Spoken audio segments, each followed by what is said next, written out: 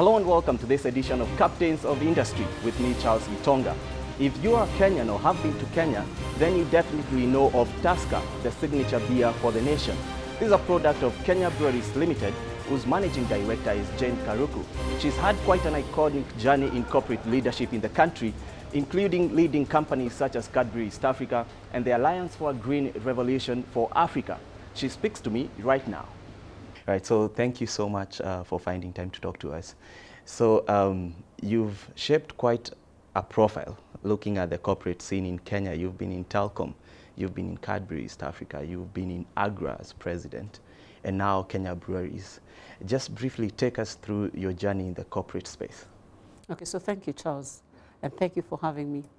So I think I have, yes, a long story in corporate world. I think straight after college, I went into corporate. And I'm a food scientist by training with a marketing MBA emphasis. So, and that shapes sort of what I've done throughout my life. So my first entry into corporate actually was with Kenya Cooperative Creameries, which I say was one of the best companies those days. And I think the value, I go back to the value system that I learned about milk doesn't wait for no man or for no time. So it gets bad within a few hours. And everybody had to work, whether it was Christmas, whether it was a New Year's Day, and you had to do what you had to do to make sure that you have processed it. So I think that was very sort of the fundamental thing that got me into corporate, and therefore I got excited and my juices run in terms of speed, urgency, and just doing it. I then progressed across many companies. I've actually also worked in Farmer's Choice. I kind of have a natural liking to food. Farmer's Choice, you know, again, is a great company in Kenya. I think in this region or in Africa, one of the best meat processors that we have.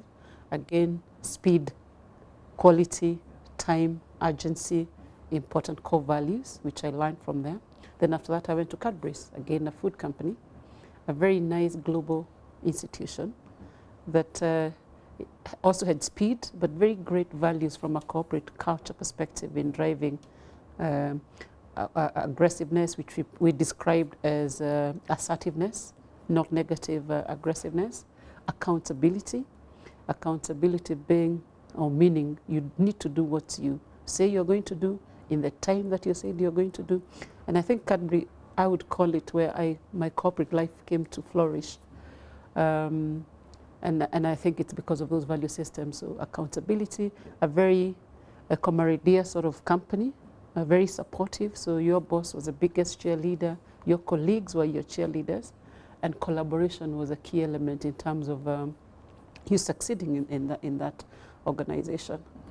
And I stayed there for about 13 and a half years and rose from being a brand manager to the MD of East and Central Africa. So when I look back, my life used to be Cadbury, but then of course I broached out into other organizations.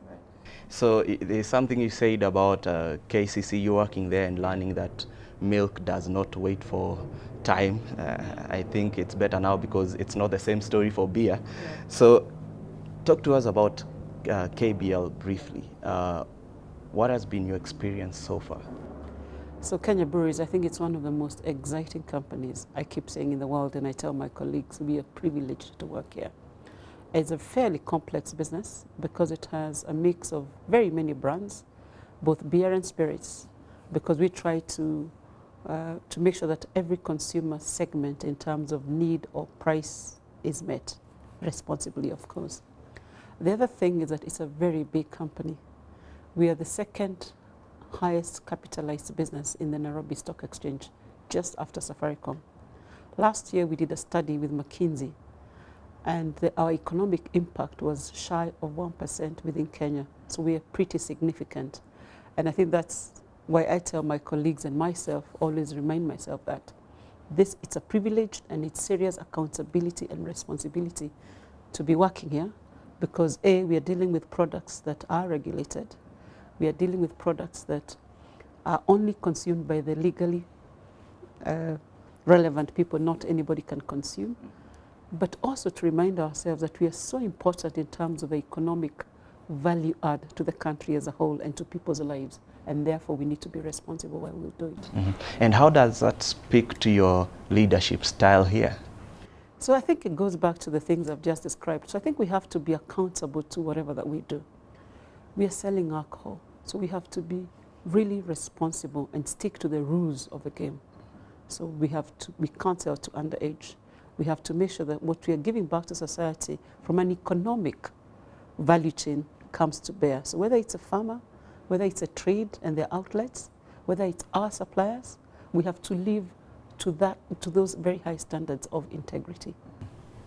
All right, let's talk about something that I found quite fascinating, that you are the founding president of AGRA, stepped down about after 7 years. Was that maybe one of your biggest career moves, would you call it that? Yes, so let me just make a correction. So I was not the founding person, I was the second president. I think AGRA is where you go with big dreams. I call them big, hairy, audacious dreams. And being a corporate person, it was a new frontier for me. But I really enjoyed, I learned a lot of how to deal with big issues of influence and advocacy. But I'm a corporate person to heart, so when this opportunity came, there was no competition for it. And I think I also had done my time. I had done what I was supposed to go and do in AGRA, which was to drive results framework. And what are the main differences really? Because you got there, then you're saying deeply you're a corporate person, so when the opportunity at KBL came, you jumped on. Yeah, so there's a very big difference between corporate and non-governmental organizations. I think in corporate we operate with results here now. I can see last week, today, last hour, tomorrow, first hour. I think in NGO the results are far flung out because it's around working with different people, sometimes people and institutions who may not have the same objective as you are. So it becomes more of an advocacy perspective where results are actually hard to come by. They will eventually, but they take a very long time. Now, a serious corporate person, you get very impatient because you want now, here, today, next hour. But both are important in building the wholesome career person, because you need to be the results and performance-oriented person, but you also need to be the leader who knows how to work through people, advocating through governments, guys with totally different political agendas other than yourself. So from a human perspective and career, it was real opportunity for growth. Yes. And going through all these big brands, representing at quite a high level, being a woman at the same time, at the time when we are talking about getting more women into leadership, and it's a global conversation that becomes quite emotive sometimes. What has been your experience? So my experience is that I from a long time, I decided from a career perspective, I'm a human being. I'm a next door person who has all the skills, the relevant fabric to succeed in corporate life, and not necessarily seeing myself as a woman. Because the minute you see yourself as a woman, it's disempowering because there are not many of you. And a lot of people expect you to overprove yourself over your male colleagues. So therefore stuck on the ethos of just deliver, perform, and most of the time be head above shoulders amongst your colleagues. So is this an area you are passionate about? Because the fact that we do not have many women in corporate leadership at the very top level, it means that the few that are there, like yourself, need to be overboard. Like you said, we need to see results. Yes, I think it's fair to say we are really changing. By the way, let's say firstly, people are really changing.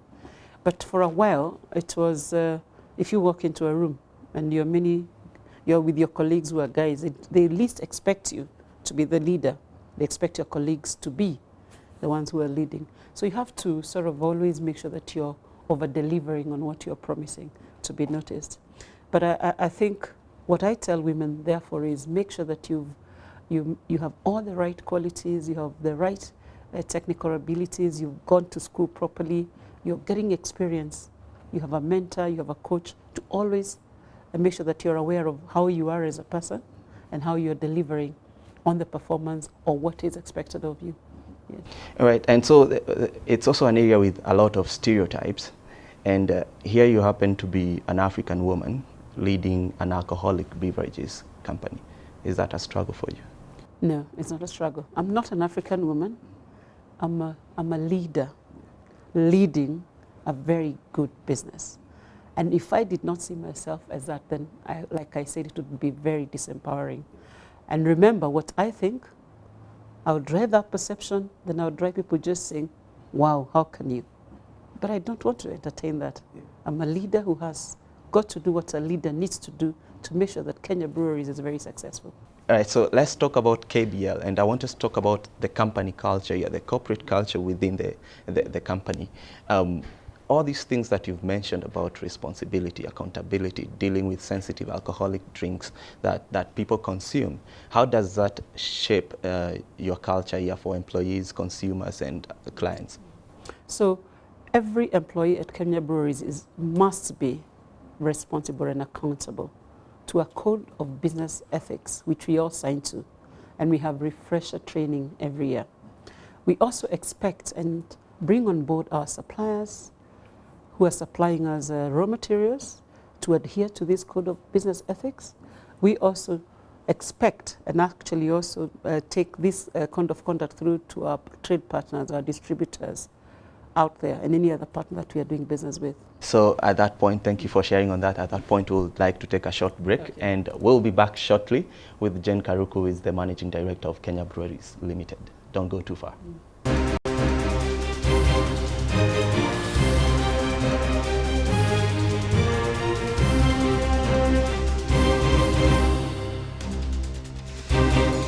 Welcome back to Captains of Industry with me, Charles Gitonga. I'm still talking to Jen Karuku, the Managing Director of KBL, and we've just learned about her journey through corporate in the first part of this show. But right now, we want to talk about the company itself. And let's start with that investment, $142 million of a new plant in the western city of Kisumu in Kenya. Why is that investment necessary for the company right now? So over the last 5 years, we've seen Senator drink grow very, very, very much, very impressively. And I think I just want to remind you, I don't know whether you're aware, but Senator was created as a partnership between Kenya government and Kenya breweries to address the illicit and harmful alcohol that the society at large were consuming. I'm sure you've seen the news. We are still having that challenge even up to now. And therefore, it's a low, affordable alcohol at 25 shillings per 300 ml serving, which is good because it's safe, the quality is controlled, and as a consumer, if I don't have money, I can actually still consume alcohol, which is safe. And the other important thing about Senator is that the economic value chain is very significant for the Kenyan consumer. So we have, for government, I think they've raked a lot of money from Senator business, but from a farmer perspective, we have about 30,000 farmers that we are buying sorghum from. And then on the trade side, we have 50 distributors. So across the whole chain, we employ 100,000 people, which I think is very significant for the Kenyan economy. Now, the plant here was obviously out of capacity because we've seen over time beer is growing, and therefore investment was important for UBL at large. But also from a Diageo perspective, it's a statement in the confidence it has in Africa at large and in East African Breweries and Kenya. Mm-hmm. Yeah. And so that announcement for that investment was made last year by the President of Kenya. Mm-hmm. How much progress has been made so far? Maybe for someone who's not been following up this story, they want to know, so how far is the plant in terms of construction? When do we expect the first Senator cake product out of that plant? We've made great progress. The first barrel is out in July 17th. I even have a date for you. So we've made very good progress. Mm-hmm. All right, so talk to us about you talked a bit about the suppliers and the farmers, sorghum farmers that you've signed up. But for this new plant, I believe that those numbers are for the existing production capacity that you have. But what is going to be the socio-economic? Because essentially what you're doing, you're opening up another city in another part of Kenya to opportunities that this plant here in Nairobi has been able to avail to the nation for such a long time. Yeah, thank you very much for that very good question. So Kisumu alone will produce about 1 million hectoliters of beer. Associated with that, we'll get an increment of 15,000 farmers on board. direct jobs will be about 500 people within the plant itself. And we'll open about 8,000 bars. And if you imagine, every bar employs about 5 people. So that's another job. So in total, the chain will bring on board another 100K.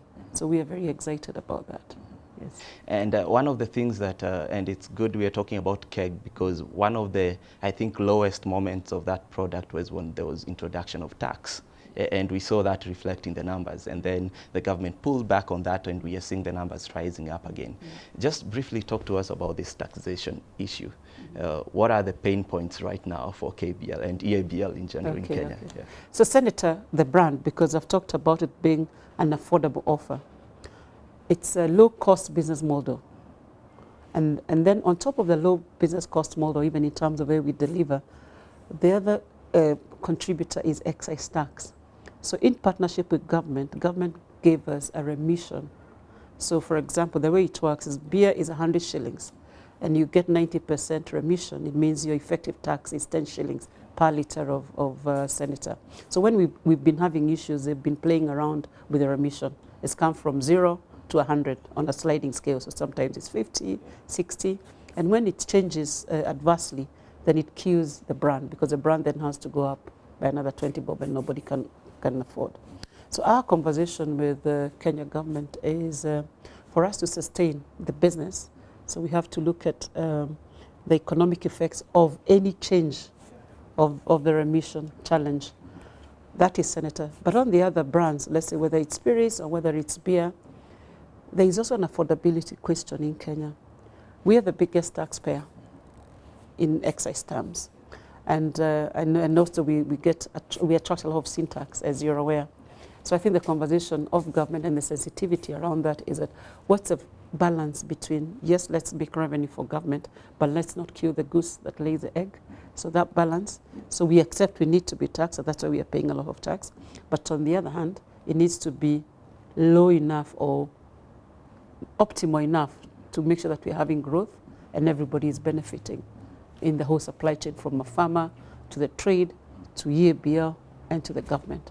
So today, where is it painful in terms of the products that you're supplying? Where do you feel the government needs to relook in terms of the amount of tax being charged? So I think the government needs to look carefully. We're coming up to July and new budgets. I'm hoping that there is no tax increase on beer products, because we've seen the challenge. Consumption has gone down because we keep increasing the tax. And spirits have kind of benefited. And unfortunately, in the spirits world, the legitimacy of spirits across the country, I think, is wanting in terms of whether it's border control, whether we have illicit production within the country. So fair conditions within spirits is much less so than beer. So I would like not to have any tax as we go into July. Right, we'll wait and see about that. But over the years, we've seen a very consistent innovation agenda coming out of EABL, and I just need you to explain to us where it touches on KBL in terms of the products that you're seeing and how you exactly are going about this innovation. Is it new products? Is it new packaging, different sizes for different markets? How is it working? So the innovation agenda is quite aggressive at Kenya Breweries, and it's driven by the fact that our consumers are changing. So in Kenya, we have more than 1 million young people, they're not young, young adults above 18 who come into the legal drinking age.